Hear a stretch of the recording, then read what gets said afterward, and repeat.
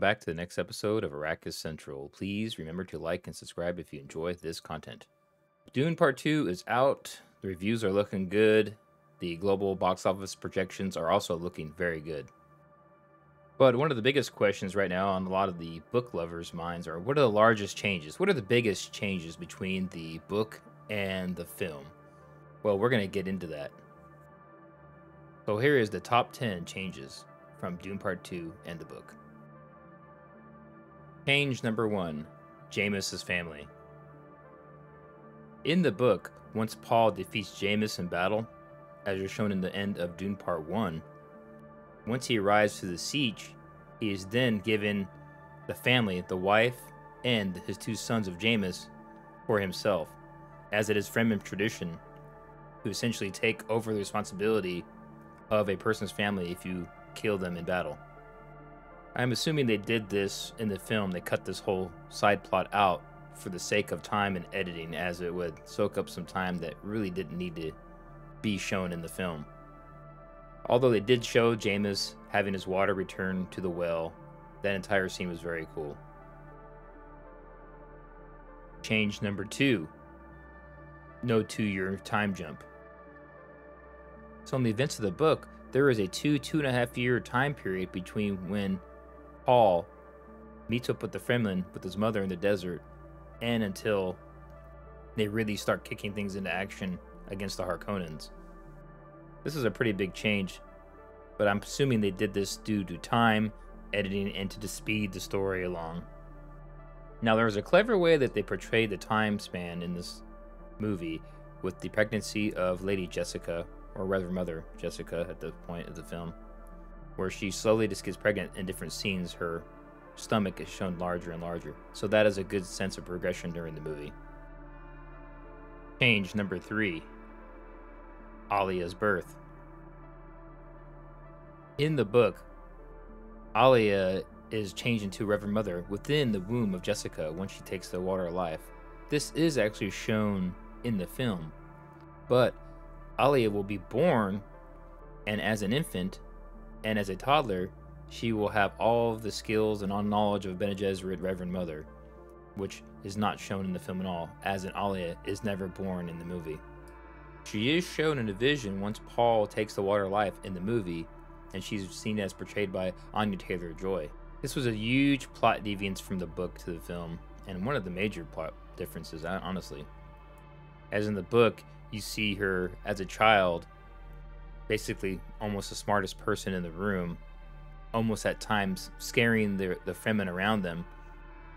But they decided, I'm assuming for the sake of time for a film, they cut that out and had her as a vision at the end, and kind of foreshadowing the possibility of Dune Messiah movie. Change number 4, Thufir Hawat. So in the Dune book, Thufir Hawat is captured after trying to escape with the Fremen after the Battle of Arrakeen. Well, this is not even mentioned or shown in Dune Part 1, and not even shown, and he's not even in the film Dune Part 2. Well, what actually happens to Thufir is that he is captured by the Harkonnens. He is fed poison, which makes him reliant on the antidote which the Baron provides in his food. And then he's basically forced to work for them for the next 2 years fighting against Muad'Dib, which he does not know is Paul till the end. But once he does realize it's Paul, he's meant to assassinate him, which was supposed to be Muad'Dib, with a poison needle, which he ends up using on himself, as he has felt he has dishonored the Atreides family. I feel they probably left the subplot out, as it would maybe be too sad, maybe, or I'm not really sure, but I was really looking forward to seeing him again in some form of capacity, what they didn't show him. Change 5, the Baron's assassination plot. In the book, there is a subplot in which Feyd-Rautha is trying to secretly assassinate the Baron. Feyd would make a friendship with the slave master and slaves of House Harkonnen, and we have a poison needle surgically implanted in one of the legs of the slaves. He knew that the Baron had a weakness for killing and abusing the slaves in House Harkonnen, so he tried to use that to get close to him. Well, the Baron finds this out, stops the plan, but instead of killing Feyd, he makes a deal with him that if he stops all this assassination plots and all the other hijinks he's doing that he will make them Duke of Arrakis and eventually Emperor. They do kind of hint at this kind of relationship strife in the film once he confronts the Baron in the tub after the gladiator fight. So there is kind of there, that situation, but not exactly the same as the book. So I did appreciate that they had that element in there. Change number 6. Gurney tries to kill Lady Jessica. In the book, there is an entire subplot throughout the book, even before the Duke is killed, in which they think that Lady Jessica is possibly the traitor of House Atreides. Well, after the Battle of Arrakeen and Gurney is dispersed and embeds himself in the smugglers, he believes all those years that Lady Jessica was the traitor. Once Gurney and Paul are reunited and Gurney goes back to the siege, he sees Lady Jessica and then grabs her and attempts to assassinate her, as he believes she was still the traitor. Then there is a scene in the book where, while he is grabbing onto, about to stab Lady Jessica, Paul has to convince him that it was not his mother, that it was Dr. Huey the entire time, and how he had to hide the fact that he knew that Jessica was not the spy or traitor. Once Paul convinces Gurney that his mother was not the traitor, Gurney then wants to be put to death by Paul for assaulting his mother, but Paul says, I would not kill or get rid of my most valuable asset that I need right now. Number 7. Paul and Chani's son Leto. In the book, Paul and Chani actually have a son, and they name him Leto the First. Little Leto is subsequently killed or assassinated by Sardaukar spies in the siege, while Paul is away preparing to assault Arrakeen and to attack the Emperor's forces. Well, this will subsequently fuel Paul's revenge and drive him even more to a calculated frenzy, so to speak, to assault and take over Dune. This was a major plot deviation from the book, and it's not even in the story at all that he's going to have a son with Chani. Now, it is possible that he does have his twins if they do make Dune Messiah, or are they going to jump straight to the single son? We don't know, but it will be interesting to see how Denis Villeneuve does that. Number 8. The Death of the Baron. In the book, after the assault of Arrakeen and the assault of the Emperors and the Harkonnens' troops, the Baron would be confronted by Alia, not Paul, in which Alia would kill the Baron with the strike of a Gom Jabbar poison needle. This was pretty much a necessary change based on the fact that Alia was never born, and they didn't do the time jump as stated earlier.